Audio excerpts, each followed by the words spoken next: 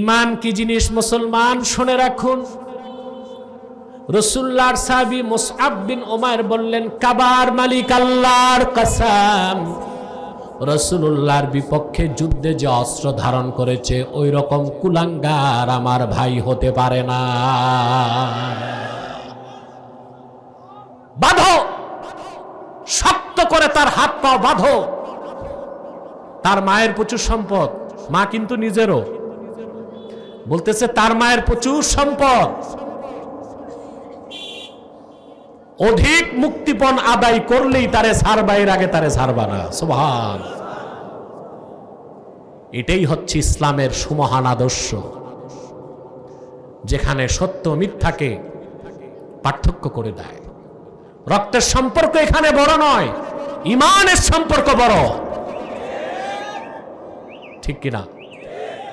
উহুদ যুদ্ধে মুসআব বিন উমাইর রাদিয়াল্লাহু তাআলা আনহু শাহাদাত বরণ করছেন, ঈমান আনলেন, হিজরত করলেন, জিহাদ করলেন, উহুদে শহীদ হয়ে গেলেন। আল্লাহর হাবিব সাহাবায়ে কেরামকে বললেন, আমার শহীদ সাহাবীদের লাশগুলো এক জায়গায় আনো। আনা হলো। হযরত মুসআব বিন উমাইরের লাশ রক্তে মেখে আছে, দেখা যায় না রক্তের কারণে। আল্লাহর হাবিব বললেন, সাহাবীরা, এ হলো মুসআব বিন উমাইর। লাকাদ রাআইতুহু ওয়া আলাইহি বুরদান লা তুরাফু কিমাতুহুমা ওয়া ইন্না শিরাকা না'লাইহি মিন যাহাবিন। এ লোকটা ছিল মক্কার সবচেয়ে ধনী মানুষ। আমি দেখেছি তার গায়ে এমন দুইটা মূল্যবান চাদর সে পরিধান করত, যার মূল্য কি কারো জানা ছিল না। আর আমার মুসআব যে জুতা পায়ে দিয়া হাঁটতো, সেই জুতার ফিতা ছিল খাঁটি সোনার তৈরি। সুবহান। সাহাবায়ে কেরাম আল্লাহ তার হাবিবের ভালোবাসায় জীবন উৎসর্গ করে দিয়েছেন। সুবহানাল্লাহ বলবেন না? যতক্ষণ পর্যন্ত আল্লাহ তার হাবিবের ভালোবাসা জীবনের চেয়ে বেশি না হবে, আপনি খাঁটি মুসলমান হইতে পারবেন? এখন বুঝবেন কেমন করে? প্রশ্ন আসে না? বুঝার একটা আলামত আছে। কি আছে? সহিহ বুখারীর হাদিস, আল্লাহর হাবিব ইরশাদ করেছেন, সালাসুন মান কুন্না ফীহি ওয়াজাদা হালাওয়াতাল ঈমান। আমার যে উম্মতের মধ্যে তিনটি খাসলত একত্রিত হয়ে যাবে, ঈমানের মধুর স্বাদ সে পেয়ে যাবে। কয়টা খাসলত? তার প্রথমটাই হচ্ছে, মান কানা আল্লাহু ওয়া রাসূলুহু আহাব্বা ইলাইহি মিম্মা সিওয়াহুমা। ব্যক্তির প্রথম খাসলত হবে, আল্লাহ তার রাসূল তার কাছে সবকিছুর চেয়ে বেশি প্রিয় হবে। বলেন সুবহানাল্লাহ। ওয়ামাই ইউহিব্বুল মারআ লা ইউহিব্বুহু ইল্লা লিল্লাহ। আর দ্বিতীয় খাসলত, ব্যক্তি কাউকে ভালোবাসবে আল্লাহর জন্য। কার জন্য? আমরা কি আল্লাহর জন্য ভালোবাসি? না। আমরা মানুষ মানুষকে ভালোবাসি আত্মীয়তার সম্পর্ক থাকলে, মানুষ মানুষকে ভালোবাসি রক্তের সম্পর্ক থাকলে, মানুষ মানুষকে ভালোবাসি আর্থিক লেনদেন থাকলে। এই যে নেতাদের পিছনে মানুষ ঘুরে, আত্মীয়তার সম্পর্ক, রক্তের মালপানি আছে। এখন তো 5 তারিখের পর নেতার আর অভাব নাই, একটু পরপরই দেখা যায় মোটর শোভাযাত্রা, রোডঘাট সব ব্লক। কে যাচ্ছে? বলে হুজুর হকি স্টিক বল্টু। নেতার নাম কি? স্পেশাল নাম কি? হকি স্টিক বল্টু। তো পিছনে কারা? এগুলো সব পাতি নেতা, সাথী নেতা, চেলাচা মুন্ডা। এই যে নেতার পিছনে ঘাম ঝরাচ্ছে, শ্রম দিচ্ছে, মেহনত করছে, এটা কিসের জন্য? আল্লাহর জন্যে। মুসলমান মুসলমানকে ভালোবাসবে আল্লাহর জন্যে।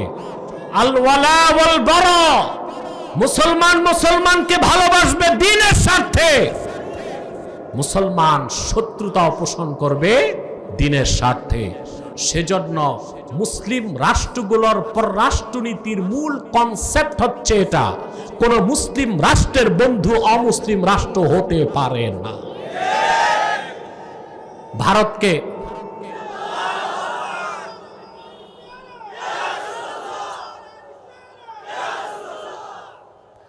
আপনারা কথা বুঝতেছেন? অমুসলিমরা মুসলমানের বন্ধু হতে আজকে 1948 সালের পর থেকে ইসরায়েল ফিলিস্তিনে বোমা বর্ষণ করছে। শুধু 2 বছরেই 70,000 মানুষকে হত্যা করেছে।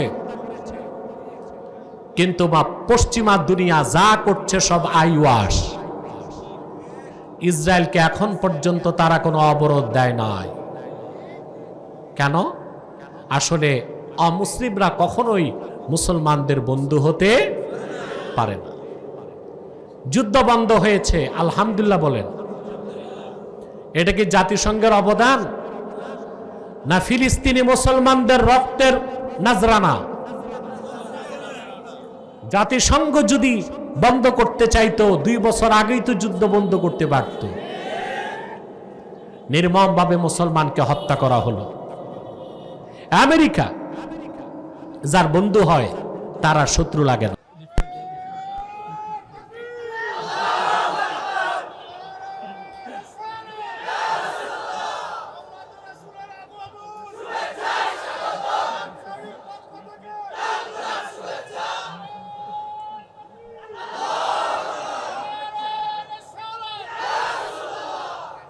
إن الحمد لله نحمده ونستعينه ونستغفره ونعوذ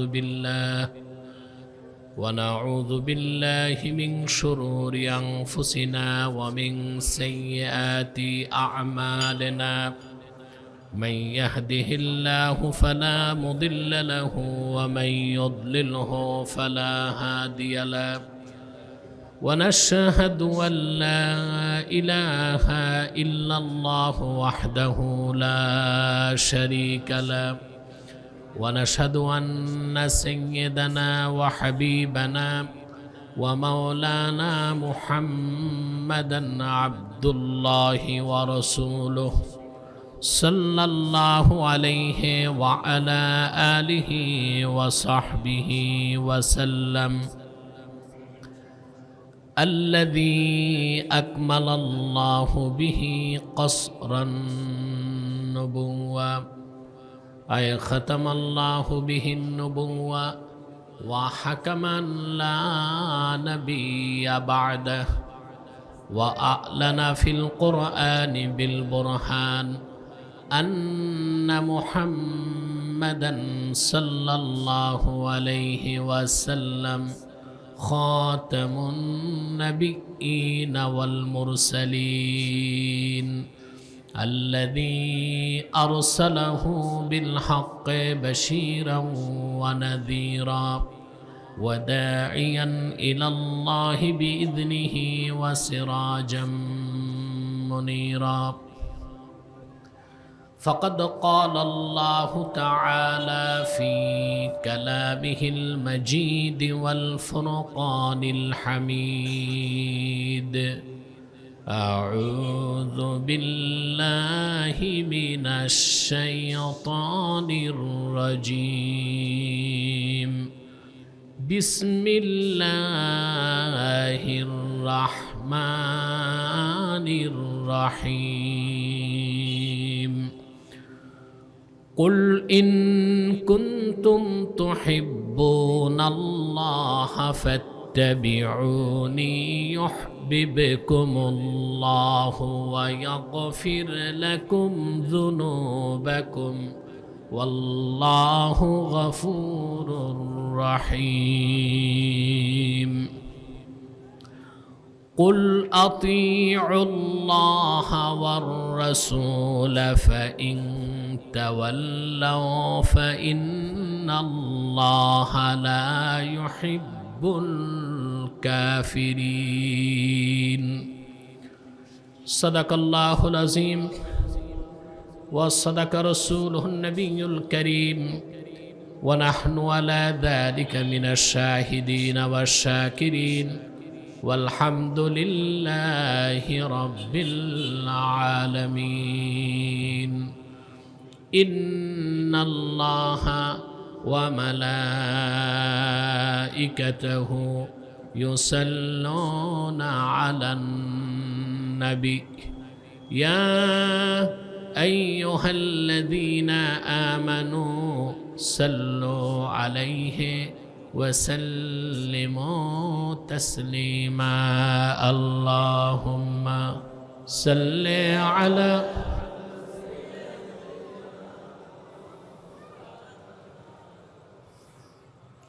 وعلى آله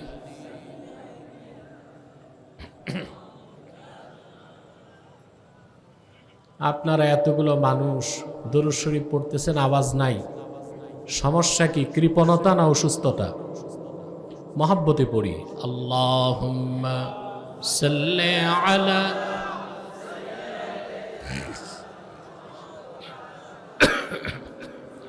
ওয়া আলা আলি। সাউন্ডটা বাড়বে,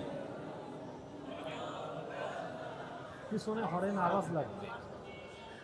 मेरा दिल तड़प रहा है, मेरा जल रहा है सीना, ये दवा वही मिलेगी, मुझे ले चलो मदीना। अल्लाहुम्मा सल्ले अला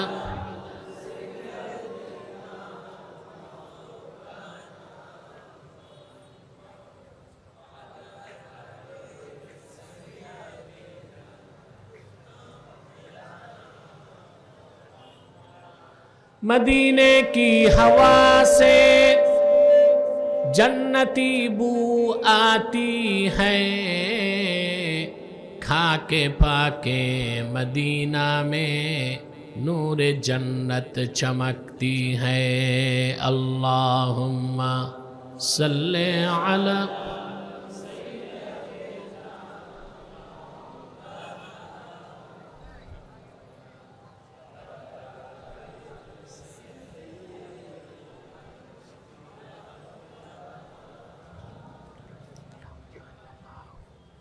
मुहम्मदुन रसूलुल्लाहि सल्लल्लाहु अलैहि वसल्लम खतमल्लाहु बिहिन नुबुव्वा व हकमन ला नबिय्य बअदहु बलगल उला बिकमालिहि। माइक में सल्लु अलैहि व आलिहि। মাইকম্যান কোথায়? সে কই? দেখছিস না তাকে? দেখি।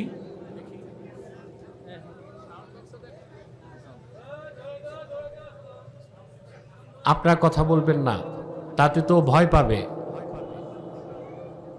পিছনে হর্ন দুটো চলবে, কোনো ইকো থাকবে না। আওয়াজ কম হোক কিন্তু পরিষ্কার আওয়াজ লাগবে। আর এই ডিব্বাগুলো চলতে হবে, এগুলো চলে না তো। সাউন্ড বক্স চলে? মনে হয় না। আপনার সাউন্ড বক্স থেকে সরে যান, এটা ছেড়ে দেন। এই পাশে আশরাফুল উলুম মাদ্রাসা রাজশাহীর উদ্যোগে আয়োজিত আজকের ইসলামী মহাসম্মেলনের সম্মানিত সভাপতি মাওলানা আব্দুল গনি সাহাব বারাকাল্লাহু ফি উমরিহি, উপস্থিত আজকের সম্মানিত অতিথি জনাব ডক্টর জাহাঙ্গীর সাহাব, অন্যান্য ওলামায়ে কেরাম, তুলাবায়ে এজাম, বিভিন্ন প্রান্ত থেকে নগর জীবনের ব্যস্ততাকে পরিহার করে আজকের মহতি মাহফিলে যারা উপস্থিত হয়েছেন, স্বেচ্ছায় সানন্দে স্বতঃস্ফূর্তভাবে মনের আনন্দে, শুধুমাত্র আল্লাহর কোরআনের দুর্বার টানে প্রবল আকর্ষণে, তাদের সকলকে আমার পক্ষ থেকে হৃদয় নিংড়ানো ভালোবাসা, শুভেচ্ছা এবং অভিনন্দন জ্ঞাপন করছি। সবটুকুন শুকরিয়া আল্লাহ সুবহানাহু ওয়া তাআলার জন্যে, যিনি আজকের বরকতপূর্ণ মাহফিলে আমাদেরকে আসার ও বসার তৌফিক মেহেরবানি করে ভিক্ষা দান করেছেন। সেজন্য আসুন আমরা সকলে একবার অবনত চিত্তে হৃদয়ের আবেগ অনুভূতি উজাড় করে সমবেত কণ্ঠে বলি আলহামদুলিল্লাহ।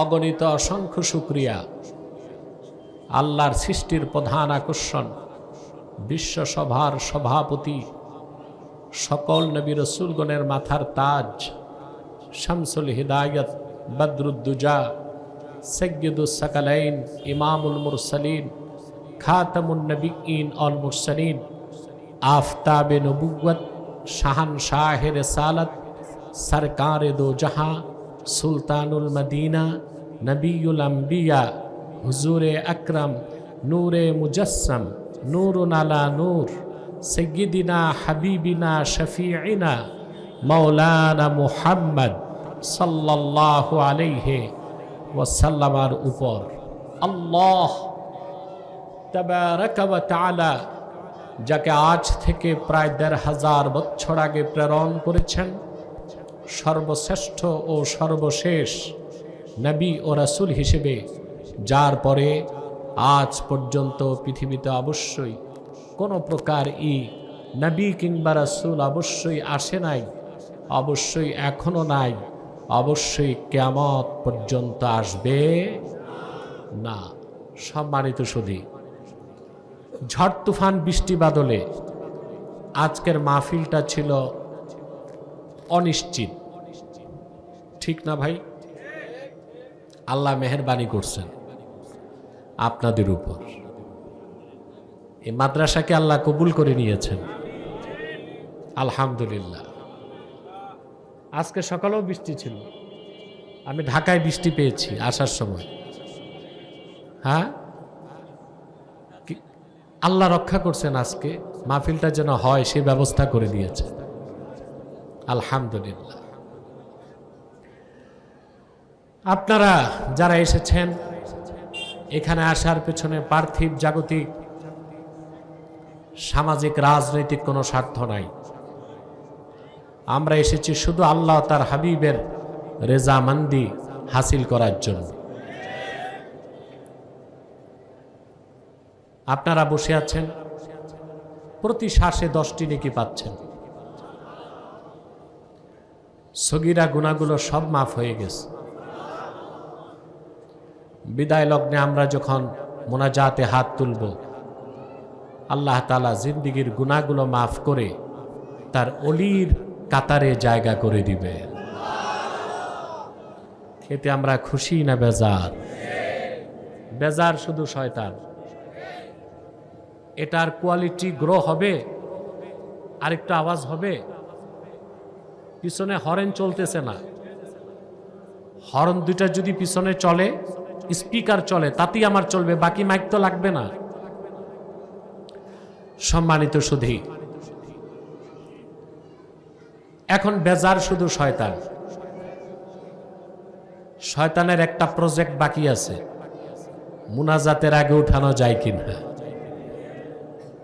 আমরা খোলা আকাশের নিচে বসে আছি, রহমতের নজরে আল্লাহ তাকায় আছেন। আমরা নেক নিয়ত করে শয়তানের নাপাক গালে একটি চপেটা ঘাত করতে পারি? আমরা নিয়ত করছি কিছুক্ষণ পরে আজকের মোনাজাত করে গুনাহ মাফ করে নিষ্পাপ বেহেশতি আল্লাহওয়ালা হয়ে বাড়ি যেতে চাই। কারা কারা হাত তুলে আল্লাহ তাআলাকে দেখে? আল্লাহ কবুল করুক, আল্লাহ মঞ্জুর করুক, বলুন আল্লাহুম্মা আমিন। প্রিয় সুধী, আজকে আমি আপনাদের সামনে সূরা আলে ইমরান থেকে 31 এবং 32 দুটো আয়াত তেলাওয়াত করেছি।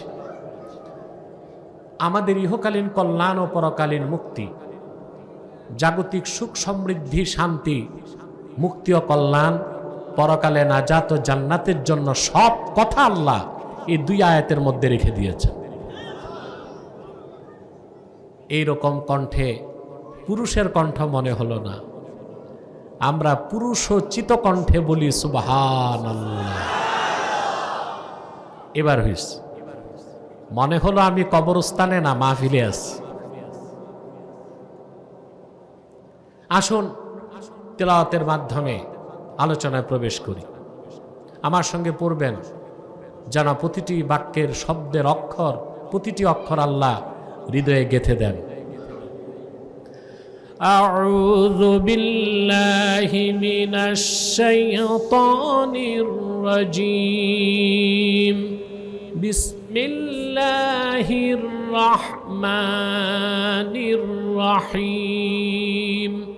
কুল ইন কুনতুম তুহিব্বুনাল্লাহা ফাত্তাবিউনি ইউহিব্বুকুমুল্লাহ ইউহিব্বুকুমুল্লাহু ওয়া ইয়াগফির লাকুম যুনুবাকুম ওয়াল্লাহু গফুরুর রহিম। قل أطيعوا الله والرسول فإن تولوا فإن الله لا يحب الكافرين। আল্লাহ তাআলা বলেন, কুল ইন কুনতুম তুহিব্বুনাল্লাহ, যদি তোমরা আল্লাহকে ভালোবেসে থাকো, ফাত্তাবিউনি, আমার অনুসরণ করো, ইউহিব্বুকুমুল্লাহ, আল্লাহ তোমাদেরকে ভালোবাসবেন, ওয়া ইয়াগফির লাকুম যুনুবাকুম, তোমাদের জিন্দেগীর সমস্ত কবিরা সগীরা গুনাহ আল্লাহ মাফ করে দিবেন। ওয়াল্লাহু গফুরুর রহিম, আল্লাহ তাআলা হচ্ছেন ক্ষমাশীল, অতীব দয়ালু। এর পরের আয়াতে আল্লাহ তাআলা কঠোর বার্তা দিলেন, যদি কেউ আল্লাহকে ভালোবাসতে চায় আল্লাহর হাবিবের অনুসরণ করতে হবে। রাসূলুল্লাহর অনুসরণটা ঐচ্ছিক না আবশ্যিক? ঐচ্ছিক না আবশ্যিক? কঠোর বার্তা আল্লাহ পরের আয়াতে দিলেন, কুল আতিউল্লাহা ওয়ার রাসূল ফাইন তাওয়াল্লাউ ফাইন্নাল্লাহা লা ইউহিব্বুল কাফিরিন। মুহাম্মদ সাল্লাল্লাহু আলাইহি সাল্লাম, আপনি আরো জানিয়ে দিন, আল্লাহর আনুগত্য করো, তার রাসূলের আনুগত্য করো। ফাইন তাওয়াল্লাউ আয় ফাইন আ'রাদু, যদি তারা আল্লাহর আনুগত্য তার রাসূলের আনুগত্য থেকে মুখ ফিরিয়ে নেয়, ফাইন্নাল্লাহা লা ইউহিব্বুল কাফিরিন, নিশ্চিত তারা কাফের, আর কাফেরদেরকে কখনো আল্লাহ পছন্দ করেন না। তার রাসূলুল্লাহর অনুসরণটা হচ্ছে আবশ্যক। মুমিন হতে হলে, মুসলমান হতে হলে আল্লাহর হাবিবের আনুগত্য গ্রহণ করতেই হবে, ঠিক না? প্রত্যেকটা মানুষই আল্লাহকে ভালোবাসে, ঠিক না? ইসলাম ছাড়া যত ধর্ম আছে, মতবাদ আছে, যারা আস্তিক ধর্ম পালন করে, তারাও কিন্তু আল্লাহর ভালোবাসা চায়, চায় না? উদ্দেশ্য ভালো, পদ্ধতি খারাপ। উদ্দেশ্য, পদ্ধতি খারাপ। এই আয়াত কেন নাজিল হলো? ইমাম কুরতুবী তার তাফসিরে লিখেছেন, ইহুদি ধর্মের যারা ছিল আহলে কিতাব, তারা হযরত উযাইরকে আল্লাহর বেটা মনে করত। আমরা বড় গলায় বলি নাউজুবিল্লাহ। তারা উযাইরের ইবাদত করত, উদ্দেশ্য ছিল আল্লাহর সন্তুষ্টি লাভ। খ্রিস্টানরা মরিয়ম পুত্র ঈসাকে আল্লাহর বেটা মনে করত, নাউজুবিল্লাহ। ঈসার ইবাদত করত, উদ্দেশ্য ছিল আল্লাহর সন্তুষ্টি লাভ। বেশক উযাইর এবং ঈসা আল্লাহর নগণ্য গোলাম, মরিয়ম হচ্ছে আল্লাহর নগণ্য দাসী, তারা আল্লাহর বান্দা ছিল। মক্কায় যারা কুরাইশ ছিল তারা সবাই আল্লাহকে বিশ্বাস করত। তারা যে মূর্তি পূজা করত, উদ্দেশ্য ছিল আল্লাহকে পাওয়া। উদ্দেশ্য কি ছিল? আপনি জানেন আবু জেহেল সহ কুরাইশদের মধ্যে যতগুলো কাফের ছিল একজনও নাস্তিক ছিল না, সব ছিল আস্তিক। কি ছিল? আস্তিক, আল্লাহকে বিশ্বাস করতে। কোরআন কারীমে আল্লাহ রাব্বুল আলামিন বলেন, ওয়ালা ইন সাআলতাহুম মান খালাকাস সামাওয়াতি ওয়াল আরদা ওয়া সাখখারাশ শামসা ওয়াল কমারা লা ইয়াকুলুন্নাল্লাহ।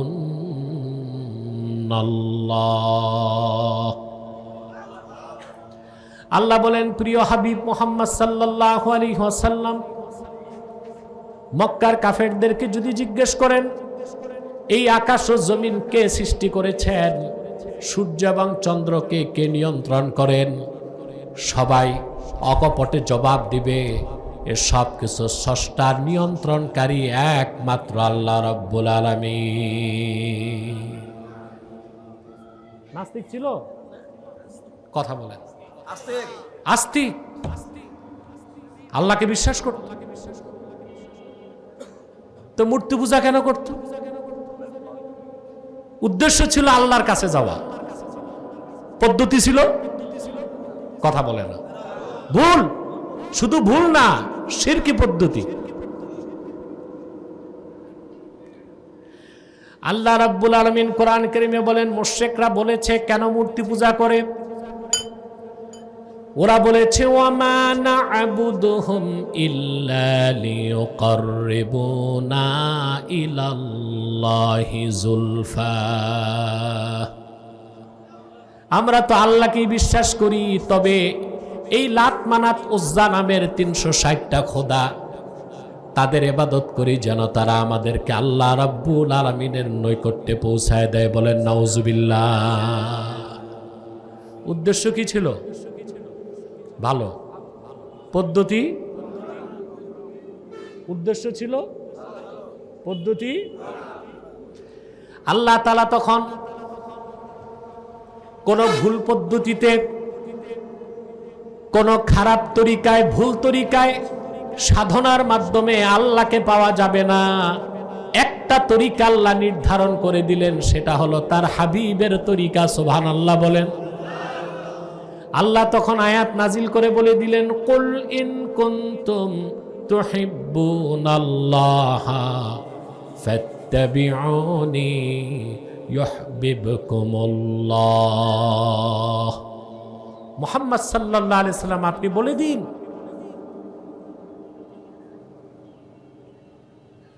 আপনি বলে দিন, যদি তোমরা আল্লাহকে ভালোবেসে থাকো, অন্য কোন মতবাদ, তরিকা, ধর্ম পালনের মাধ্যমে আল্লাহর ভালোবাসা পাওয়া যাবে না। একটাই তরিকা, একটাই পথ, একটাই মত, আমার অনুসরণ করো। বলেন সুবহান। সুবহান। আল্লাহ স্পষ্ট করে দিয়েছে। এখানে আসলে সেকুলারিজম বা ধর্মনিরপেক্ষতা শেষ, এর কোনো অস্তিত্ব থাকে না। আজকে মুসলিমদের মধ্যে ইন্টারফেইথের ধারণা ঢুকতেছে, আন্তধর্মীয় মতবাদ। বলা হয় সব ধর্মেই তো কিছু ভালো ভালো জিনিস আছে, তো ভালোটা নিতে সমস্যা কি? এ হচ্ছে মধুর সাথে বিষ মিশায়া মুসলমানের মধ্যে শিরক আর কুফরকে সম্প্রসারণ করা। ইসলাম ছাড়া স্লোগান আছে আবার, no east no west, Islam is the best. এতটুকু বললে হবে না। Islam is the best, Islam is the last, Islam is the completed by Allah. ইসলামই শ্রেষ্ঠ, ইসলামই চূড়ান্ত, ইসলামই শেষ। এর বাইরে ভালো খোঁজার কোন সুযোগ। খুঁজতে গেলে হয় কুফর নয় শিরক, ঈমান নষ্ট হয়ে যাবে। মাওলানা স্টেজটা ক্লোজ করে দেন, উঠানামা বন্ধ করে দেন, স্টেজের অবস্থাও দুর্বল। না, আর সাউন্ড কোথা থেকে আনবো আপনি? সাউন্ড যদি আনা যেত ডিব্বায় ভরে ঢাকা থেকে আনতাম।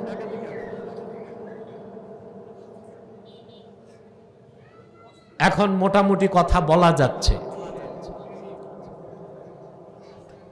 প্রিয় বন্ধুগণ, কথা শুনতেছি তো? রাসূলুল্লাহ সাল্লাল্লাহু আলাইহি সাল্লামের দেখানো পথ মত রীতি নীতি তরিকার বাইরে আল্লাহকে পাওয়ার মতো অন্য কোন পথ মত না। স্পষ্ট চূড়ান্ত কথা। সুবহানাল্লাহ। ইসলাম ছাড়া যে ধর্মগুলো আছে, বিশেষ করে ইহুদি এবং খ্রিস্টান, এই দুই ধর্মকে বলা হয় সেমেটিক। কি বলা হয়? পশ্চিমা ফিলোসফার যারা, তারা বলে ইসলাম এবং খ্রিস্টান ও ইহুদি ধর্ম হচ্ছে সেমেটিক। আরবিতে আসমানকে বলা হয় সামা। এই ধর্মগুলো আসমান থেকে আসছে, সামা থেকে সেমেটিক। সামা থেকে, এটা তারা বলে। হ্যাঁ, কথা এতটুক সত্য যে এই ধর্মগুলো আসমান থেকে আসে নাই। মুসা যে দিন নিয়ে এসেছিল ওইটা আসমান থেকে আসছে। ঈসা আসার পর ওটা রিজেক্ট হয়ে গেছে। ঈসা যে দিন নিয়ে এসেছিল ওইটা আসমান থেকে আসছে। রাসূলুল্লাহ সাল্লাল্লাহু আলাইহি সাল্লাম কোরআন নিয়ে আসার পরে ওটা রিজেক্ট হয়ে গেছে। এখন ওই রিজেক্টেড ধর্ম থেকে ভালো কিছু থাকলেও নেওয়ার সুযোগ। আমি একটা দৃষ্টান্ত দিচ্ছি। আমাদের জাহাঙ্গীর সাহেব তো ডাক্তার, উনি ভালো জানে ক্যান্সারের ঔষধ সবচেয়ে দামি কেমোথেরাপি। এটা খুব ভালো মানের হলে এক বোতলই ৮০,০০০ টাকা, ৭০,০০০, ৮০,০০০ টাকা।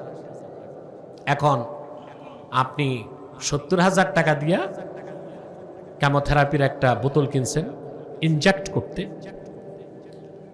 ওখানে তারিখ দেওয়া আছে 11 অক্টোবর 2025 রাত 12টা।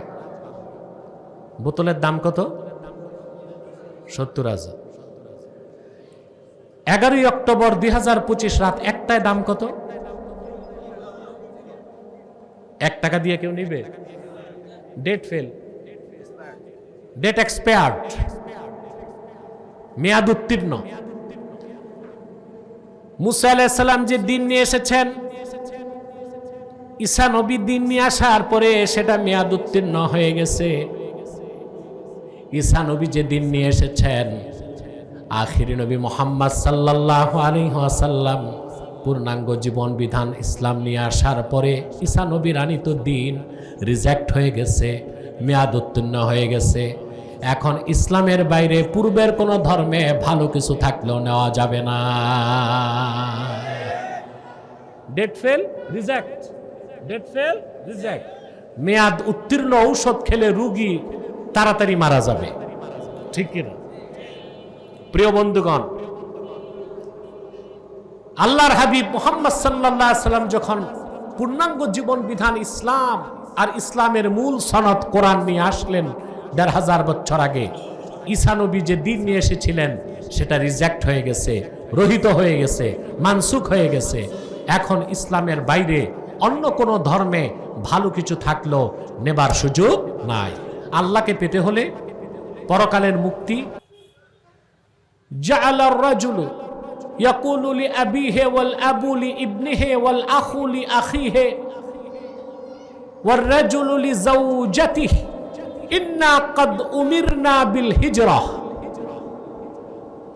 রাসূলুল্লাহ সাল্লাল্লাহু আলাইহি সাল্লাম 13 বছর মক্কায় দ্বীনের দাওয়াত দেওয়ার পরে আল্লাহ হুকুম করলেন হিজরত করতে। রাসূলুল্লাহ সাল্লাল্লাহু আলাইহি সাল্লাম সাহাবায়ে কেরামকে বললেন, এখন তোমরা মক্কা থেকে হিজরত করে মদিনাতুল মুনাওয়ারাতে চলে যাও। চিন্তা করেন একটু, মক্কা মুকাররমায় একই ঘরে বাবা মুসলমান, ছেলে কাফের, ভাই মুসলমান, বোন কাফের, স্বামী মুসলমান, স্ত্রী কাফের।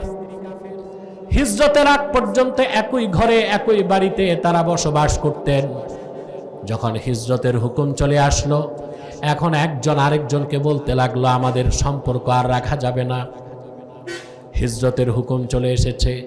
আল্লাহর হাবিবের জলিলুল কদর সাহাবী যারা, ভাই ভাইকে ছেড়ে দিলেন, বাপ ছেলেকে ছেড়ে দিলেন, স্বামী স্ত্রী ছেড়ে দিলেন, ঘর বাড়ি বিত্ত বৈভব সব কিছু ছেড়ে আল্লাহ তার হাবিবের ভালোবাসায় জীবন উৎসর্গ করে মক্কা থেকে হিজরত করে মদিনা মুনাওয়ারায় চলে গেলেন। কিছু সাহাবী সিদ্ধান্তহীনতায় ভুগছিলেন, এতদিনের সম্পর্ক কি করে ছাড়ি। একই ঘরে বাবা মুসলমান, ছেলে ভাই মুসলমান, বোন কাফের, স্বামী মুসলমান, সম্পর্ক ছাড়তে হবে। আল্লাহ তার রসুলকে জীবনের চেয়ে বেশি ভালোবাসি, মুখে বলা সহজ, প্রমাণ দেওয়া কঠিন। প্রমাণ দেওয়া, এখন তারা সিদ্ধান্তহীনতায় ভুগতেছে, আল্লাহ তাআলা কোরআনের আয়াত নাজিল করে দিলেন। আল্লাহ রাব্বুল আলামিন কোরআন কারীমে ডাক দিয়ে বললেন, ইয়া আইয়ুহাল্লাযীনা আমানু লা তাত্তাখিযু আবাআকুম ওয়া ইখওয়ানাকুম আউলিয়া ইন ইসতাহাব্বুল কুফরা আলাল ঈমান। আল্লাহ ঘোষণা করলেন, হে ইমানদারগণ, তোমরা তোমাদের পিতাদেরকে, তোমাদের ভাইদেরকে আপন বানিও না যদি তারা ঈমানের উপর কুফরকে প্রাধান্য দেয়। অর্থাৎ তারা যদি মুমিন না হয়, কাফের ও মুশরিক থাকে, তাদের সাথে তোমাদের কোনো সম্পর্ক থাকতে পারে না। সুবহানাল্লাহ। অনেক সাহাবী আবার হিজরত করলেন, তারপরও কিছু সাহাবী রয়ে গেছেন। কথা শুনতেছেন? আল্লাহকে ভালোবাসতে চান? কিভাবে ভালোবাসতে হয় শিখাইছেন কারা? সাহাবায়ে কেরাম। আর আল্লাহর হাবিবকে ভালো না বেশে আল্লাহকেও ভালোবাসা যায় না। আল্লাহর হাবিবের অনুসরণ না করে আল্লাহকে পাওয়া যায় না। কথাগুলো বুঝতেছি? এরপর আল্লাহ তাআলা চূড়ান্ত ঘোষণা করলেন, قل إن كان آباؤكم وأبناؤكم وإخوانكم وأزواجكم وعشيرتكم وأموال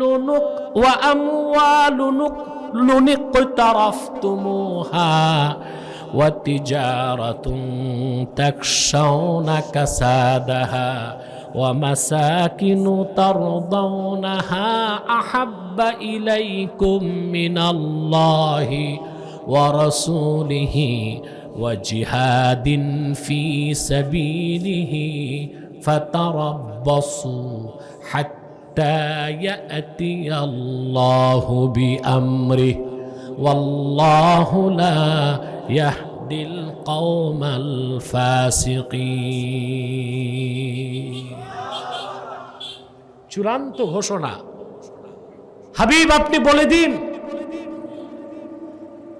ইন কানা আবাউকুম ওয়া আবনাউকুম ওয়া ইখওয়ানুকুম ওয়া আজওয়াজুকুম ওয়া আশিরাতুকুম, যদি তোমাদের পিতাগণ, তোমাদের সন্তানগণ, তোমাদের ভাইগণ, তোমাদের স্ত্রীগণ, তোমাদের নিকট আত্মীয়গণ, ওয়া আমওয়ালুন ইকতারাফতুমুহা, আর যে সম্পদ অর্জন করেছে সেই সম্পদ, ওয়া তিজারাতুন তাখশাউনা কাসাদাহা, আর সে ব্যবসা, যে ব্যবসার লসকে ভয় পাও, লসকে, ওয়া মাসাকিনু তারদাউনাহা আহাব্বা ইলাইকুম, আর তোমাদের সুরম্য ঘর বাড়িগুলো যেগুলো প্রচন্ড ভালোবাসো, এই সব কিছুর চেয়ে যতক্ষণ পর্যন্ত না আল্লাহ ও তার রাসূল এবং জিহাদ ফি সাবিলিল্লাহ অধিক প্রিয় না হবে, ফাতারাব্বাসু আই ইনতাজিরু হাত্তা ইয়াতি আল্লাহু বিআমরি, তাহলে অপেক্ষা করো আল্লাহর পক্ষ থেকে আল্লাহ সিদ্ধান্ত নিয়ে আসার আগ পর্যন্ত। অর্থাৎ বিপদ আসবে, আযাব আসবে, যুদ্ধ হবে, বিপর্যয় নেমে আসবে মুসলমান তোমাদের, যদি সব কিছুর চেয়ে বেশি আল্লাহ তার রাসূলের ভালোবাসা বেশি না হয়। সুবহানাল্লাহ। আর একজন সাহাবী মক্কায় আর থাকলেন না, ভাই ভাইকে ছাড়লেন, বাপ ছেলেকে ছাড়লেন, স্বামী স্ত্রীকে ছাড়লেন, বন্ধু বন্ধুকে ছাড়লেন, ব্যবসা বাণিজ্য সম্পদ সব ছেড়ে হিজরত করে মদিনাতুল মুনাওয়ারায় চলে গেলেন। আল্লাহর হাবিবের সাহাবীগণের মধ্যে একজন সাহাবী, তার নাম ছিল মুসআব ইবনু উমাইর রাদিয়াল্লাহু তাআলা আনহু। মক্কা মুকাররমায় ধনাঢ্য মানুষ ছিল জাহিলি যুগে 100 জন। কতজন? মক্কায় ওই 100 ধনী ছিল, টপ মোস্ট রিচ 100, যাদের প্রত্যেকের কাছে সর্বনিম্ন সম্পদ ছিল 1 লক্ষ স্বর্ণ মুদ্রা। কথা বলেন, প্রত্যেকের কাছে সর্বনিম্ন সম্পদ ছিল 1 লক্ষ স্বর্ণ মুদ্রা। এইরকম টপ মোস্ট রিচেস্ট পারসন ছিল 100। এই 100-র মধ্যে আবার সেরা ধনীদের একজন ছিল মুসআব ইবনু উমাইর রাদিয়াল্লাহু তাআলা। উনি রিজাল প্রণেতাগণ লিখেন, প্রতিদিন ওনার দস্তরখানে 70 জন মেহমান বসাতেন। ভাই, আমি কি বুঝাতে পারতেছি না? তোমাদের ভয়েস রেজ করতে হবে। মাইক তো 1.5 ব্যাটারি, বাকি ব্যাকআপ তো দিতে হবে। প্রিয় ভাইরা, মুসআব বিন উমাইর রাদিয়াল্লাহু তাআলা আনহু দস্তরখানে কত লোক বসাতেন? রেজাল শাস্ত্রবিদগণ লিখেন, প্রত্যেক মেহমানকে খাবার দিতেন সোনার রূপার বাটিতে। পানাহারের পর বাটি ঘটি ফেরত নিতেন না, মূল্যবান বাটি ঘটিগুলো মেহমানদেরকে হাদিয়া করে দিতেন। তিনি হিজরত করেছেন। বদর যুদ্ধে তিনি রাসূলুল্লাহ সাল্লাল্লাহু আলাইহি ওয়াসাল্লামের পক্ষে যুদ্ধ করেছেন। তার আপন ভাই আমির বিন উমাইর ছিল রাসূলুল্লাহর বিপক্ষে, কাফেরদের পক্ষে যুদ্ধ করছেন। চিন্তা করেন, এক ভাই ইসলামের পক্ষে, এক ভাই ইসলামের আপন ভাই, দুজনই আপন ভাই। বদর যুদ্ধে মুসআব বিন উমাইরের ভাই বন্দী হলো, হাত পা বাঁধা হলো। চতুর মানুষ তো, সাহাবায়ে কেরামকে বললেন, আমি রাসূলুল্লাহর বিশিষ্ট সাহাবী মুসআব বিন উমাইরের আপন ভাই। পরিচয় পেয়ে সাহাবায়ে কেরাম তার হাত পায়ের বাঁধন হালকা করে দিছে। সকালবেলা সাহাবায়ে কেরাম যখন মুসআব বিন উমাইরকে বললেন যে আপনার পরিচয় পেয়েই তো আমরা তার হাত পায়ের বাঁধন ঢিলা করে দিছি। ঈমান কি জিনিস মুসলমান, শুনে রাখুন।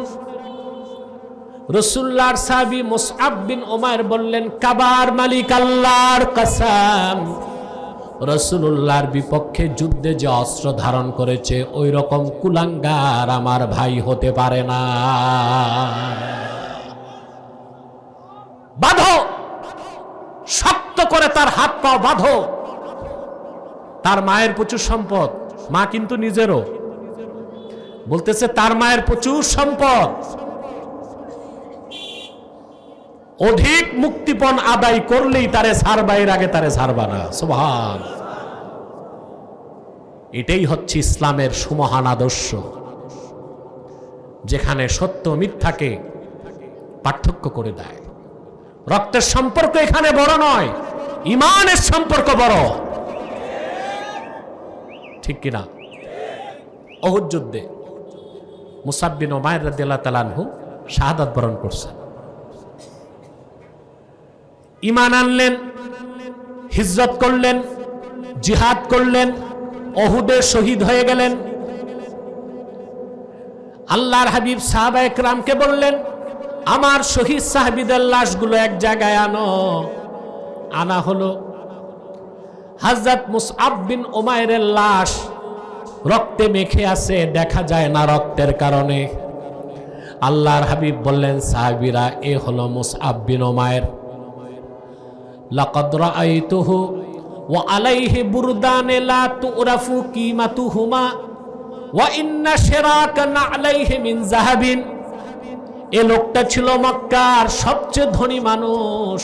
আমি দেখেছি তার গায়ে এমন 2টা মূল্যবান চাদর সে পরিধান করত, যার মূল্য কি কারো জানা ছিল না। আর আমার মুসআব যে জুতা পায়ে দিয়া হাঁটতো, সেই জুতার ফিতা ছিল খাঁটি সোনার তৈরি। সুবহান। সাহাবায়ে কেরাম আল্লাহ তার হাবিবের ভালোবাসায় জীবন উৎসর্গ করে দিয়েছেন। সুবহানাল্লাহ বলবেন না? যতক্ষণ পর্যন্ত আল্লাহ তার হাবিবের ভালোবাসা জীবনের চেয়ে বেশি না হবে, আপনি খাঁটি মুসলমান হইতে পারবেন? এখন বুঝবেন কেমন করে? প্রশ্ন আসে না? বুঝার একটা আলামত আছে। কি আছে? সহিহ বুখারীর হাদিস, আল্লাহর হাবিব ইরশাদ করেছেন, সালাসুন মান কুন্না ফীহি ওয়াজাদা হালাওয়াতাল ঈমান।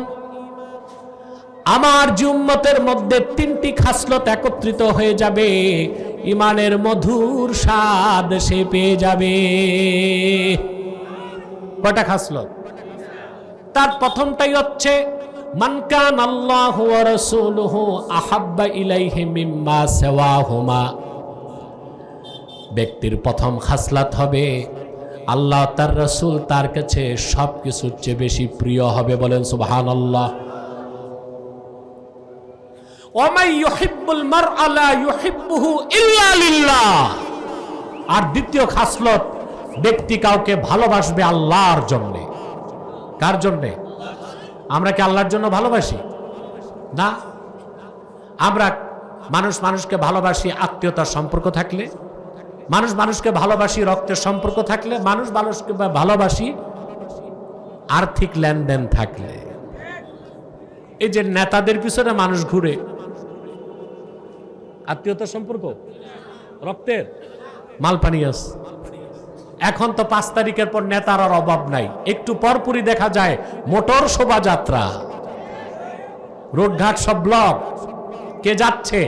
বলে হুজুর হকি স্টিক বল্টু। নেতার নাম কি? স্পেশাল নাম কি? হকি স্টিক বল্টু। তো পিছনে কারা?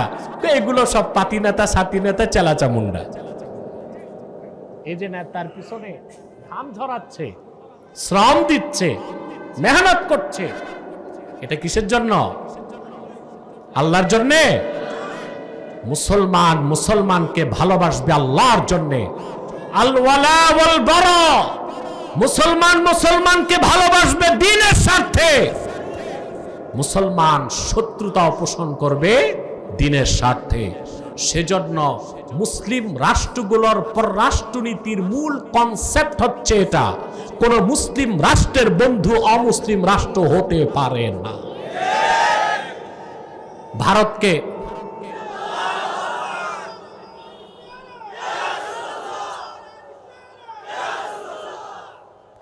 আপনারা কথা বুঝতেছেন?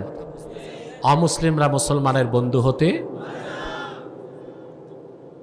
আজকে 1948 সালের পর থেকে ইসরায়েল ফিলিস্তিনে বোমা বর্ষণ করছে। শুধু 2 বছরেই 70,000 মানুষকে হত্যা করেছে।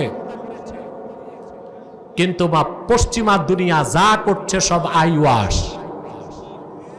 ইসরায়েলকে এখন পর্যন্ত তারা কোনো অবরোধ দেয় নাই। কেন? আসলে অমুসলিমরা কখনোই মুসলমানদের বন্ধু হতে পারে না। যুদ্ধ বন্ধ হয়েছে, আলহামদুলিল্লাহ বলেন।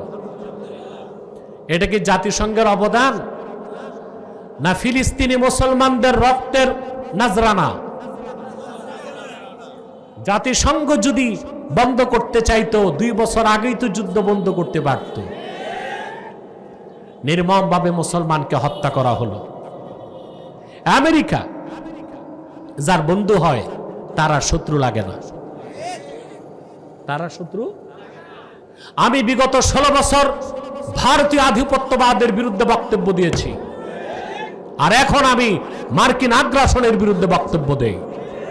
আমার বাংলায় কোন আধিপত্যবাদ আর আগ্রাসন চলবে না।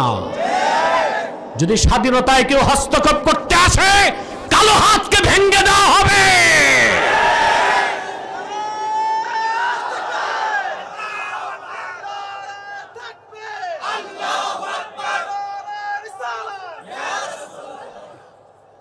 আজকে পার্বত্য চট্টগ্রাম হুমকির মুখে, এটা রক্ষা করতে হবে। এটার ব্যাপারে বিশাল সমাবেশ আমি ঢাকায় করেছি, দেখেছেন আপনারা।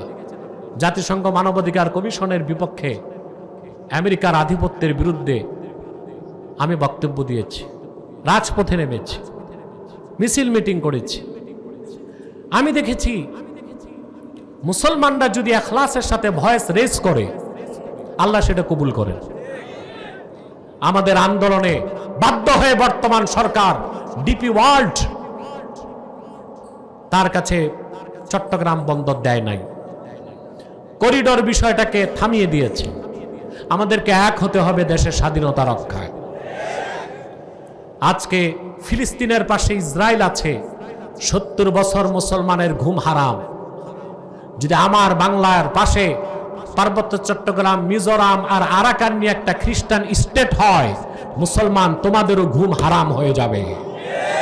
অতএব আমেরিকাকে মেসেজ দিয়ে দাও, এক সাগর রক্তের বিনিময়ে হলেও বাংলাদেশের স্বাধীনতায় 1 ইঞ্চি জায়গায় হস্তক্ষেপ করতে দেওয়া হবে না।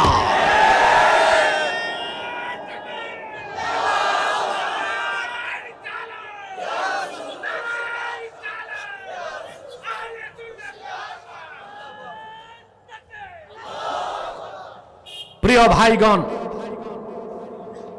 এই যে ভারত আপনাদের পাশে, 50 বছরে বন্ধু বানাইতে পারছেন? শুধু বন্ধুত্বের হাত বাড়াইছেন আপনারা। আমরা বছরে হাজার হাজার মন ইলিশ মাছ পাঠাই, আর ওরা আদর করে হাজার হাজার বোতল ফ্যান্সি ডিল পাঠায়। এই তো সম্পর্ক। আমরা কি পাঠাই? ইলিশ পাঠায়। এটা ছাড়া ওদের দুর্গাপূজা হয় না, আর ওরা পাঠায় ফ্যান্সি ডিল। আমার দেশের যুব সমাজকে ধ্বংসের নীল নকশা করে রেখেছে। বাংলাদেশ ঘেঁষা ভারতীয় সীমান্তে কয়েকশো ফ্যান্সি ডিল কারখানাই করা আছে। বানাও, সাপ্লাই করো। অমুসলিমরা কোনোদিন বন্ধু হতে পারে না। অমুসলিমদের সাথে আমাদের রাষ্ট্রের সাথে বাণিজ্যিক চুক্তি হতে পারে, অর্থনৈতিক চুক্তি হতে পারে, সামরিক চুক্তি হতে পারে, ভাতৃপ্রতিম চুক্তি হতে পারে না। অমুসলিমরা কোনোদিনই আমাদের ভাই হতে পারে না। প্রিয় ভাইগণ, যে কথা বলছিলাম, আল্লাহ তার রাসূলের ভালোবাসা জীবনের চেয়েও বেশি হতে হবে, ঠিক কিনা? এখন আসেন যে সবকটা দিব এই আয়াত থেকে, যে শিক্ষাটা নিব, আল্লাহ এবং তার হাবিবকে জীবনের চেয়ে বেশি ভালোবাসতে পারলাম তার প্রমাণ কি? আল্লামা বদরুদ্দিন আইনি, উমদাতুল কারি, ইবনু হাজার আসকালানি, ফাথুল বারি, খতিবে কাস্তালানির শাহাদুস সারি, সবগুলো বুখারী শরীফের সরার মধ্যে এসেছে।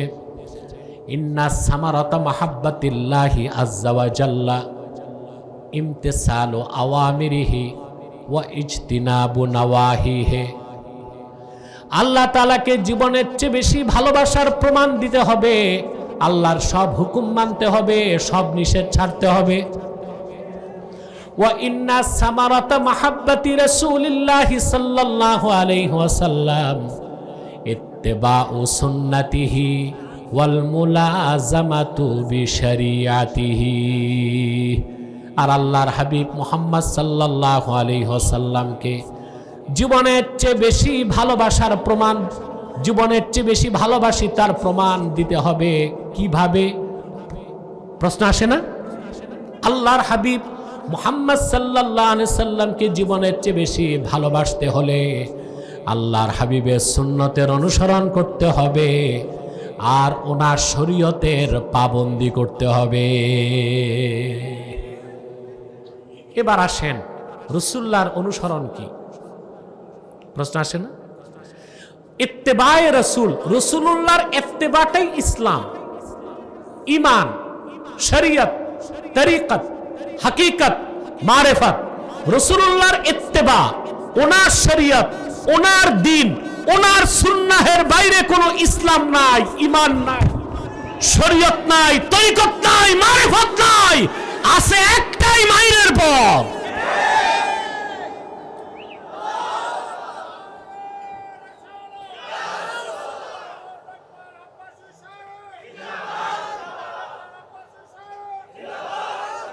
আজকে বাংলাদেশে আগে ছিল একদল বুদ্ধিজীবী, এখন বের হয়েছে আরেক দল বুদ্ধিজীবী। আগেরগুলো ছিল লেফটিস্ট, এগুলো হচ্ছে রাইটিস্ট। পার্থক্য এতটুক। ওগুলো বামপন্থী বুদ্ধিজীবী, এগুলো ডানপন্থী বুদ্ধিজীবী, কিন্তু কোন দলকে মুসলমান বলা যায় না। এরকম কয়েক বুদ্ধিজীবী বাংলাদেশে বলতেছে আমরা সুফিবাদী ইসলাম মানি। নজবিল্লাহ বলবেন না? তো কি ভাই ইসলামের ভার্সন আছে নাকি? ইসলামের ভার্সন আছে, প্যাটার্ন আছে। মানুষ যেটা বানায় ওটার ভার্সন থাকে, ওটার প্যাটার্ন থাকে। যেটা আল্লাহ পাঠাইছেন ওটার ভার্সন আছে। এরা ইসলামকে ভাগ করছে, বলে পলিটিক্যাল ইসলাম, রেডিক্যাল ইসলাম, সুফিবাদী ইসলাম। এই সবগুলো কথা কুফুরি কথা, ঈমান থাকবে না। আল্লাহর হাবিব সাল্লাল্লাহু আলাইহি সাল্লাম আল্লাহর কাছ থেকে একটাই দিন এনেছেন, সেটা দিন ইসলাম। ওটার কোনো ভার্সন নাই, ওটার কোনো প্যাটার্ন নাই। সুবহানাল্লাহ। ইসলামী রাজনীতির কথা বলে এটা তো পলিটিক্যাল ইসলাম। জিহাদের কথা বলে এটা রেডিক্যাল ইসলাম। আর এক জায়গায় বসে তসবিহ পড়লে বলে এইটা ঠিক, এটা সুফিবাদী ইসলাম। জিহাদের কথা বলে কি রেডিক্যাল ইসলাম। ইসলামী রাষ্ট্র খেলাফার কথা বলে এটা পলিটিক্যাল ইসলাম। আর চুপচাপ তসবিহ পড়লে দরবেশি করলে বলে এইটাই তো ঠিক আছে, এটা সুফিবাদী ইসলাম। শুনে রাখো মুসলমান, ইসলামী রাজনীতি পূর্ণাঙ্গ ইসলাম নয়, পূর্ণাঙ্গ ইসলামের অংশ। জিহাদ ফি সাবিলিল্লাহ পূর্ণাঙ্গ ইসলাম নয়, পূর্ণাঙ্গ ইসলামের অংশ। তরিকত তাসাউফ ইলমে মারিফত পূর্ণাঙ্গ ইসলাম নয়, পূর্ণাঙ্গ ইসলামের অংশ। ইসলামের কোনো ভার্সন নাই, ইসলামের কোনো প্যাটার্ন নাই। ইসলাম একটাই, রাসূলুল্লাহর অনুসরণের বাইরে কোনো ইসলাম। এক কথায় বলে দিচ্ছে মুসলমান, আল্লাহর হাবিব যেটা আদেশ করেছেন আল্লাহ ওইটারে ফরজ করে দিয়েছেন, যেটা নিষেধ করেছেন রাসূলুল্লাহ যেটা পছন্দ করেছেন আল্লাহ সেটারে দিন বানায় দিয়েছেন। রাসূলুল্লাহ যেটাকে অপছন্দ করেছেন আল্লাহ দিন থেকে খারিজ করে দিয়েছেন। সুবহানাল্লাহ বলবেন না? বুখারী শরীফের হাদিস, হিজরতের পর 16 কি 17 মাস রাসূলুল্লাহ সাল্লাল্লাহু আলাইহি ওয়াসাল্লাম মদিনা মুনাওয়ারাতে বাইতুল মুকাদ্দাসের দিকে নামাজ পড়তেন। মাইকের সাউন্ডটা কানে লাগতেছে, ফিরে আসতেছে। যেটা কানে বাজে ওটা কমায় দাও, মাইকম্যানকে বলো। একটা মাইকের আওয়াজ কানে লাগে আমার, এটা এতক্ষণ ছিল না। মানে কোথাও বাধা লেগে আসতেছে, প্রতিবিম্ব হয়। মাইকম্যান আছে জীবিত?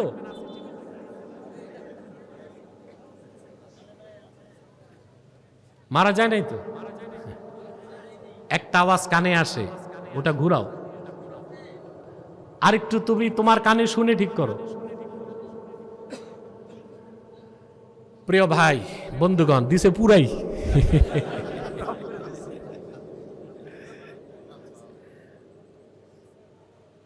সম্মানিত সুধী, সাউন্ড দাও, সাউন্ড। এই প্রিয় বন্ধুগণ, রাসূলুল্লাহ সাল্লাল্লাহু আলাইহি ওয়াসাল্লাম 16 কি 17 মাস বাইতুল মুকাদ্দাসের দিকে নামাজ পড়েছেন। এটা জানেন তো আপনারা? কিন্তু রাসূলুল্লাহর দিলের টান ছিল মক্কার দিকে, কাবার দিকে। সুবহানাল্লাহ, দিলের টান ছিল। আল্লাহর হাবিব মুখ ফুটে কিছু বলতেন না, শুধু আকাশের দিকে তাকাতেন। আল্লাহ তাআলা ডাক দিয়ে বললেন, কদ নারা তাকাল্লুবা ওয়াজহিকা ফিস সামা। প্রিয় হাবিব মুহাম্মদ সাল্লাল্লাহু আলাইহি ওয়াসাল্লাম, আপনি বারবার আকাশের দিকে তাকান, এটা দেখতে আমার ভালো লাগে, আমি দেখি। সুবহানাল্লাহ। অচিরেই আমি আপনার মন যেটাকে চায় সেটাকেই কিবলা বানায় দিব। মসজিদ জুল কিবলাতাইন, যে মসজিদের নাম মদিনা মুনাওয়ারায় রাসূলুল্লাহ সাল্লাল্লাহু আলাইহি সাল্লাম সাহাবায়ে কেরামকে নিয়ে আসর নামাজ পড়তেছিলেন। কোন নামাজ? রুকুতে যখন গেলেন আল্লাহ তখন কিবলা পরিবর্তনের হুকুম করলেন। ফাওয়াল্লি ওয়াজহাকা শাতরাল মাসজিদিল হারাম। মুহাম্মদ সাল্লাল্লাহু আলাইহি ওয়াসাল্লাম আপনার চেহারা মোবারক বাইতুল মুকাদ্দাসের দিক থেকে কাবার দিকে ফিরিয়ে নেন। কিবলা ঘুরে গেল। রাসূলুল্লাহ যেটা পছন্দ করছেন আল্লাহ সেটা কি করছেন? কিবলা বানাই দিয়েছেন। তিনি যেটা পছন্দ করছেন সেটা দিন হয়ে গেছে, তিনি অপছন্দ করছেন বদ্দিন হয়ে গেছে। তিনি হুকুম করছেন ফরজ হয়ে গেছে, তিনি নিষেধ করছেন হারাম হয়ে গেছে। ফাত্তাবিউনি, আল্লাহকে যদি পেতে চাও আমার অনুসরণ করো। রাসূলুল্লাহর অনুসরণটাই ইসলাম, এর বাইরে কোনো ইসলাম আমরা করব? জীবনের সকল ক্ষেত্রে রাসূলুল্লাহর অনুসরণ করব। কিভাবে? রাসূলুল্লাহর অনুসরণ মানে হচ্ছে রাসূলুল্লাহর সুন্নতের অনুসরণ। সুন্নতের অনুসরণ। এখন সুন্নত অর্থ কি এটা আমরা বুঝি না। আমরা সুন্নত মনে করি দস্তরখানে খাওয়া, মাথায় টুপি দেওয়া, দুপুরে খাবারের পর একটু বিশ্রাম, রাতে খাবারের পর একটু হাঁটা,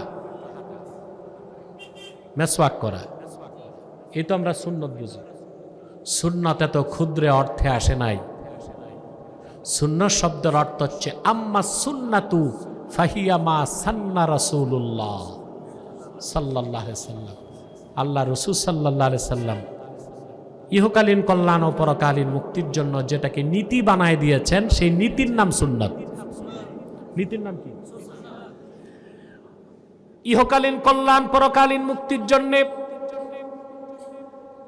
ব্যক্তি জীবন, সমাজ জীবন, রাষ্ট্র জীবন, নামাজ, রোজা, হজ, যাকাত, ইবাদত বন্দেগী, উঠা বসা, চলাফেরা, পোশাক পরিচ্ছদ, খাওয়া দাওয়া, শিক্ষা, সংস্কৃতি, জীবনের সকল ক্ষেত্রে মুহাম্মদ সাল্লাল্লাহু আলাইহি ওয়াসাল্লাম ১৫০০ বছর আগে যে নীতি নির্ধারণ করেছেন সেই নীতির নাম সুন্নতে নববী।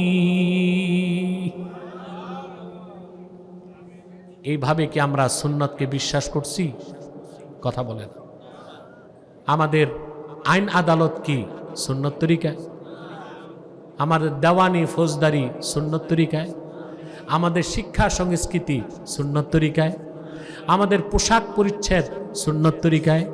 আমাদের ব্যবসা বাণিজ্য সুন্নত তরিকায়? জীবনের সকল মৌলিক ক্ষেত্রে মানুষ কিভাবে চলবে, কোন পথে কল্যাণ, পরকালে মুক্তি, ওই সব ক্ষেত্রে রাসূলুল্লাহ সাল্লাল্লাহু আলাইহি সাল্লাম নীতি নির্ধারণ করে দিয়েছেন। সেই নীতির নাম সুন্নতে নববী। আপনাকে সুন্নত পুরা বিশ্বাস করলেই আপনি মুসলমান, আর যতটুক আমল করবেন ফজিলত হিসেবে আপনার মর্যাদা তত বাড়তে থাকবে। বলেন সুবহানাল্লাহ। আমি যা দেখি বাংলাদেশে শুধু আওয়াম না, আলেমরাও সুন্নতকে গ্রহণ করছে ফজিলত হিসেবে, নীতি হিসেবে গ্রহণ করতে পারে না। অতএব সুন্নতকে গ্রহণ করতে হবে কি হিসেবে? নীতি হিসেবে। তারপরে আমল করতে হবে ফজিলতের জন্য। আমি একটা উদাহরণ দিই, কথা বলেন। এশার নামাজ কয় রাকাত? 4 রাকাত। পড়ছেন না? এই কোরআন শরীফের কোথাও আছে এশা 4 রাকাত? নাই তো। জোহর কয় রাকাত? আসর, মাগরিব, এশা, ফজর। ৮৩ বার আল্লাহ সালাতের কথা কোরআনে বলেছেন, 5 ওয়াক্তের কথাও বলে দিয়েছেন, কিন্তু কোন নামাজ কয় রাকাত তা বলেন নাই। নীতি নির্ধারণ করে দিয়েছেন আল্লাহর হাবিব নিজে। বলেন সুবহানাল্লাহ। রাসূলুল্লাহ সাল্লাল্লাহু আলাইহি সাল্লাম আল্লাহর পক্ষ থেকে নীতি নির্ধারণ করেছেন জোহর হবে 4, আসর 4, মাগরিব 3, এশা 4, ফজর 2। সুবহানাল্লাহ। এই যে 4 রাকাত এশা, মুসাফির হলে 2 রাকাত, ঠিক না? এই যে 4 রাকাত এশার নামাজ, এটা নীতি হিসেবে সুন্নত, হুকুম হিসেবে ফরজ। নীতি হিসেবে, হুকুম হিসেবে। এশার নামাজের পর আবার 2 রাকাত সুন্নত আছে, নীতি হিসেবে সুন্নত, হুকুম হিসেবেও সুন্নত। তারপরে আবার 3 রাকাত ফজরের নামাজ, নীতি হিসেবে সুন্নত, হুকুম হিসেবে ওয়াজিব। এরপরে আবার 2 রাকাত আছে নফল নামাজ, বসে পড়লে বেশি সওয়াব, হালকি নফল পড়েন না। নীতি হিসেবে সুন্নত, হুকুম হিসেবে নফল। সুন্নতকে বিশ্বাস করতে হবে, নীতি হিসেবে আমল করতে হবে ফজিলত হিসেবে। আমরা বুঝলাম। এখন একটা বাতিল ফেরকার কথা বলে দিতে হয়। একদল বের হয়েছে এখন সুন্নত অস্বীকার করে, আহলে কোরআন দাবিদার। এরা বলে শুধু কোরআন মানি, হাদিস মানি না। আল্লাহ সাক্ষ্য, কোরআন আমার সামনে। শুধু কোরআন যারা মানে, হাদিস অস্বীকার করে, নিঃসন্দেহে তারা কাফের। আহলে কোরআন না, আহলে শয়তান। কারণ আপনি হাদিসকে বাদ দিলে ইসলামের অস্তিত্ব খুঁজে পাবেন না। পাবেন? যেমন আপনি হাদিস বাদ দিলেন, কোন নামাজের রাকাত নাই, নামাজই নাই। কোরআন শরীফের কোথাও আল্লাহ বলেন নাই আকিমুস সালাতা ওয়ারকাউ ওয়াসজুদু, এইভাবে বলেন নাই। কোথাও বলেছেন আকিমুস সালাহ, কোথাও বলেছেন ওয়ারকাউ মার রাকিন, কোথাও বলেছেন ওয়াসজুদ ওয়াক্তারিব। এক এক জায়গায় হুকুম করছে। এখন আমরা কি করি? একসাথে সব করি না? দাঁড়াই, রুকু করি, সাজদা করি। একসাথে করার কথা তো কোরআনের কোথাও নাই। বাংলাদেশে একজন সাংবাদিক ছিল আকরাম খা, নাম শুনছেন? এ লোকটা ছিল ওরিয়েন্টালিস্ট, আহলে কোরআন, হাদিস মানত না। তো সে কি করতো? নামাজের সময় আজান হলে দাঁড়ায় নামাজ পড়তো, কিছুক্ষণ দাঁড়ায় থেকে আবার যে পত্রিকায় লেখালেখি করত, আবার এক সুযোগে রুকু করত, আবার একটু খাওয়া দাওয়া করে সাজদা করে এইভাবে নামাজ পড়ত। তো হাদিস অস্বীকার করলে তার নামাজ থাকে না, তো থাকে নাকি? রুকু, সাজদা, দাঁড়ানো, সালাম, গোটা নামাজের স্ট্রাকচার হাদিস থেকে প্রমাণিত হয়। অথবা হাদিস বাদ দিলে ইসলামের অস্তিত্ব থাকে না। যারা আহলে কোরআন দাবিদার, এরা আহলে কোরআন না আহলে শয়তান? আপনাদের রাজশাহীতে তারা ভয়াল থাবা বসায় দিছে। এদের টাকা আসে নিউ ইয়র্ক থেকে। বাংলাদেশের যে ঠাকুর আমার কাছে বহসে গিয়া ধরা গেছে, দেখছিলেন না? এই ওইটা থাক না, কিসের বস্তু দিয়া খাওয়াইতে চাইছে ওইটা থাক। সে গেছে আমার কাছে বাহাস করবে। আব্বাসী মঞ্জিলে যে উঠছে, তা আমি আগে চিন্তা করছি যে আলহামদুলিল্লাহ, এটা আল্লাহর হাবিব সাল্লাল্লাহু আলাইহি ওয়াসাল্লামের জুতা মোবারকের সদকা। কাফের মুশরিক বাতিল কখনো আমার সাথে বাহাস করতে ভয় চায় না, ভয় পায়। আর সে আমার বাড়িতে আসতেছে, আমি একটু চিন্তা করতেছি ব্যাপারটা কি। পরে দেখি ক্যান্টনমেন্ট থেকে ফোন গেছে নারায়ণগঞ্জের ডিসির কাছে। ডিসি তারে ফোর্স দিছে, 12 জন পুলিশ লোকবল নিয়ে আসে আমার কাছে গেছে। কি জঘন্য আকীদা মুসলমান! বলে বুখারী মুসলিম সহ সব হাদিসই ভুয়া। কাফের ছাড়া আর কিছু বলা যায়? আমার সাথে কথা বলছে 22 মিনিটের মাথায় নাকে খত দিয়া মাথা নত করে ক্ষমা চাইয়া বের হয়ে গেছে। এদের ক্ষেত্রে আপনাদের জিরো টলারেন্স নীতি গ্রহণ করতে হবে। এরা ইসলাম ও মুসলমানের চরম শত্রু। হাদিস বাদ দিলে নামাজ নাই, রোজাও তো নাই। কোরআন শরীফে রোজা শব্দ আছে, সম কি? সম শব্দের আবার আল্লাহ 2টা অর্থ নিছেন। একই কোরআনে আল্লাহ সমের কয়টা অর্থ নিছেন? একটা অর্থ সুকুত, চুপ থাকা, আর একটা অর্থ ইমসাক, বিরত থাকা। কয়টা অর্থ নিছেন? কুতিবা আলাইকুমুস সিয়ামু কামা কুতিবা আলাল্লাযীনা মিন ক্বাবলিকুম লাআল্লাকুম তাত্তাকুন, তোমাদের উপর সিয়ামকে ফরজ করা হয়েছে যেভাবে ফরজ করা হয়েছিল তোমাদের পূর্ববর্তী জাতিদের উপর। এখানে সম হচ্ছে রোজা, ইমসাক পানাহার থেকে বিরত থাকা। আবার সমের আরেকটা অর্থ কি? সুকুত, কথা না বলে চুপ থাকা। যেমন মারিয়ামের ব্যাপারে আল্লাহ বলেছেন, ইন্নী নাযারতু লিররহমানি সাওমান ফালান উকাল্লিমাল ইয়াওমা ইনসিয়া। মারিয়াম বলছেন, আমি রহমানের নামে মান্নত করছি, আমি চুপ থাকবো, কোনো মানুষের সাথে কথা বলবো না। এখন শুনতেছেন ভাই, সমের একটা অর্থ কি? কিসের থেকে বিরত? পানাহার না করা। সমের আরেক অর্থ কি? চুপ থাকে। এখন যে ভণ্ড প্রতারক শয়তান বলে আমি হাদিস মানি না, সে তো সমের যে কোনো একটা অর্থ নিতে পারে, তাহলে আর রোজা থাকবে? যেমন সে বলবে আমি সমের অর্থ পানাহার থেকে বিরত থাকা নিলাম না, যেহেতু সমের একটা অর্থ আছে চুপ থাকা, আমি রোজার দিন 3 বেলা খাবো, চুপ থাকবো। আর রোজা আছে? তাহলে কোথায় সম অর্থ রোজা, কোথায় সম অর্থ চুপ থাকা? এটা ব্যাখ্যা নিতে হবে হাদিস থেকে। আরেকটা দৃষ্টান্ত দিই। দরাবা ইয়াদরিবু, দরবুন অর্থ কি?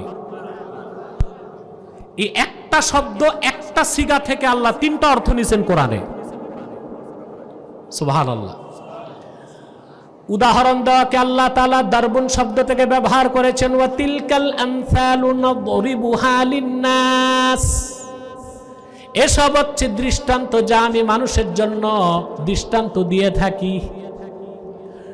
দরাবা ইয়াদরিবু, দরবুন থেকে আরেক জায়গায় আল্লাহ তাআলা বলেন, ওয়া আখারুনা ইয়াদরিবুনা ফিল আরদি ইয়াবতাগুনা মিন ফাদলিল্লাহ। এখানে আল্লাহ ইয়াদরিবুন অর্থ নিয়েছেন হাঁটাহাঁটি। সুবহানাল্লাহ। অর্থাৎ আমার হাবিবের সাহাবীগণের মধ্যে এমন কিছু সাহাবী আছেন যারা আল্লাহ প্রদত্ত রিজিক তালাশের জন্য চলাফেরা করে। এক জায়গায় দরবুন অর্থ দিলেন উদাহরণ দেওয়া, মেসাল দেওয়া। আরেক জায়গায় দরবুন থেকে অর্থ নিলেন চলাফেরা। আরেক জায়গায় তিনি মুসা নবীকে বলেছেন কি তা বলেন। আল্লাহ বলেন আমি মুসাকে বললাম ফাদরিব বিআসাকাল হাজার, মুসা লাঠি দিয়া পাথরে মারো। এখানে দরবুন থেকে অর্থ কি? মারা। তাহলে এক দরবুন থেকে কয়টা অর্থ হইল? উদাহরণ দেওয়া, চলাফেরা করা, মারা। এখন যদি আপনি হাদিস না মানেন, কোন অর্থ কোথায় নেবেন? অতএব সংক্ষেপে এই ব্যাপারে আমার পূর্ণাঙ্গ লেকচার আছে, দেখবেন।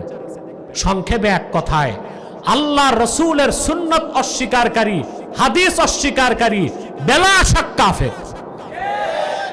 ফতুয়াটা আব্বাসির না, শুধু সমস্ত উলামায়ে আরবের ঐকমত্যের ফতুয়া। মান আনকারা হাদিসান সহিহাম মিন আহাদিসি রাসূলিল্লাহ সাল্লাল্লাহু আলাইহি ওয়াসাল্লাম قد ثبتت صحته عند المحدثين بالاتفاق فهو كافر। রাসূলুল্লাহ সাল্লাল্লাহু আলাইহি ওয়াসাল্লামের একটা হাদিস, সব হাদিস না, একটি হাদিস যেটা সকল মুহাদ্দিসগণের নিকট সহিহ, সবাই সহিহ বলছেন, কেউ যঈফ বলে নাই, কেউ হাসান বলে নাই, সবাই কি বলছেন? ওই রকম একটা সহিহ হাদিসের অস্বীকারী কাফের। আর যারা পুরা বুখারী মুসলিম সহ একটা হাদিসও মানে না, ওই আহলে কোরআন দাবিদাররা মুসলমান না শয়তান কাফের। অতএব মুসলমান, আজকে এটাই সাবাত। আল্লাহ যেটা বলে দিয়েছেন, কুল ইন কুনতুম তুহিব্বুনাল্লাহা ফাত্তাবিউনি ইউহিব্বুকুমুল্লাহ ওয়া ইয়াগফির লাকুম যুনুবাকুম ওয়াল্লাহু গফুরুর রহিম। প্রিয় হাবিব মুহাম্মদ সাল্লাল্লাহু আলাইহি ওয়াসাল্লাম, আপনি বলুন, যদি তোমরা আল্লাহকে ভালোবেসে থাকো, আমার অনুসরণ করো, আল্লাহ তোমাদেরকে ভালোবাসবেন, তোমাদের জীবনের সব গুনাহ মাফ করে দিবেন। আল্লাহ রাব্বুল আলামিন হচ্ছেন ক্ষমাশীল এবং পরম দয়ালু, অতীব দয়ালু। আল্লাহ আমাদেরকে এই কথাগুলোর উপর আমল করার তৌফিক যেন দান করেন। সময় দেখো। বলেন আল্লাহুম্মা আমিন। 12টা বেজে গেছে, আমি টের পাই নাই। 11টা 12, ঠিক আছে, অনেক টাইম হয়েছে। আমরা এই এই এই এই মুনাজাত না করেই ভাগবেন? আপনারা যদি কেউ আউলিয়া কেরাম থাকেন, মুনাজাত লাগবে না তো চলে যান। আর যদি আমার মতো গুনাহগার থাকেন তো বসেন, আমরা পাগড়ি দিব। এই 70 জনকে দেওয়া যাবে না, আমি শুরু করে দিব। হ্যাঁ ঠিক আছে, আমি বললে এখন দাঁড়ায় থাক, বসেন আপনারা, আমি বলতেছি। আমি বলবো, বসেন। সাদাকাল্লাহুল আযীম ওয়া সাদাকা রাসূলুহুন নবিয়ুল কারীম ওয়া নাহনু আলা যালিকা মিনাশ শাহিদিন ওয়াশ শাকিরিন আলহামদুলিল্লাহি রাব্বিল আলামিন। প্রিয় বন্ধুগণ, এই আপনাদের উঠতে বলি নাই, বেয়াদবি করবেন না। যা লাভ করছেন সব রেখেই যেতে হবে, একটা লোক মাথা নাড়বেন না। এত বিশাল মাজমা একসাথে মুনাজাত করে গুনাহ মাফ করে বাড়ি যেতে চায়। তাহরিকে খাতমে নবুয়ত বাংলাদেশের পক্ষ থেকে আমি কিছু আহ্বান করে থাকি সারা দেশের মানুষকে, আপনাদেরও করছি। আপনারা এখানে বিভিন্ন দলমতের মানুষ আছেন না? কথা বলেন। আমাদের বাংলাদেশকে রক্ষা করতে হলে ঐক্যবদ্ধ হতে হবে, আর সেটা হতে হবে দ্বীনের স্বার্থে, রাজনৈতিক স্বার্থে না।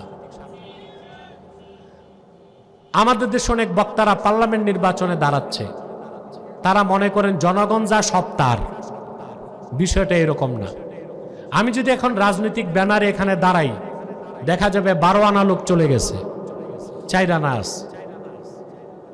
তো বোঝা যায় দেশকে রক্ষা করতে হলে আমাদের অরাজনৈতিক ঐক্য লাগবে, ইসলামপন্থী সবার, তারপর রাজনৈতিক ঐক্য। আগে কি লাগবে? তো অরাজনৈতিক ঐক্যটার জন্য দ্বীনের স্বার্থ হচ্ছে মূল বিষয়। আমরা দ্বীনের স্বার্থে, দেশের স্বার্থে, কওমের স্বার্থে সকল দলমতের মুসলমান